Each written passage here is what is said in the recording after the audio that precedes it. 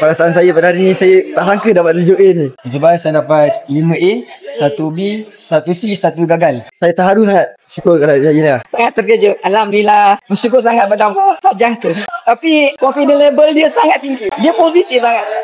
Dia yakin. Saya mula-mula kata kalau tak lulus masuk baliklah sekolah ni.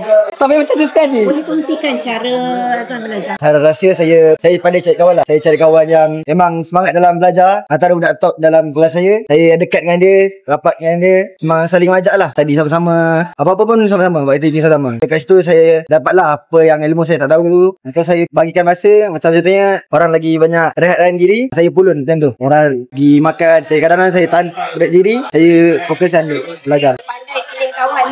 Pandai pilih kawan. Apa rahsia Puan dalam mendidik anak ni? Dia di rumah dia tak nampak dia belajar. Jadi kita kat rumah memang risaulah kan. Tengok dia tak pegang buku kan. Tapi saya percaya budak lelaki ni kalau dia beri tumpuan pada dalam kelas, dia boleh ingat. Saya pun guru, saya tahu kalau kita beri tumpuan pada ulang kaji. Walaupun tak sekolah, yang 1, 2 tak sekolah, tapi kalau kita ulang kaji itu sangat penting. Kalau beri tumpuan 100%, saya rasa memang boleh skor. Saya yakin itu. Masa ulang kaji itu fokus.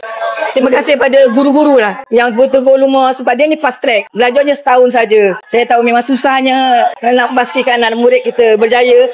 Kerja keras guru memang siang malam. Saya yakin itu juga usaha guru, bukan 100% daripada murid. Dan saya sebagai ibu doakan. Memang kita doakan yang terbaik. Nasihat kepada adik-adik yang nak ambil SPM tahun ni, beri tumpuan kepada guru-guru yang mengajar. Lepas tu pandai cari kawan. Jangan salah pilih kawan lah. Sebab kawan akan dorong kita sama-sama untuk berjaya sampai ke akhirnya. Ini apa nasihat Puan pada ibu apa kat kuasa? Pelajar ni dia 100% di sekolah. Dia banyak di sekolah. Kita ibu apa doa je. Doa yang baik-baik. Doa yang paling yang terbaik. Contoh macam semua straight. Walaupun kita tahu anak kita lemah apa, tapi kita doakan semua straight.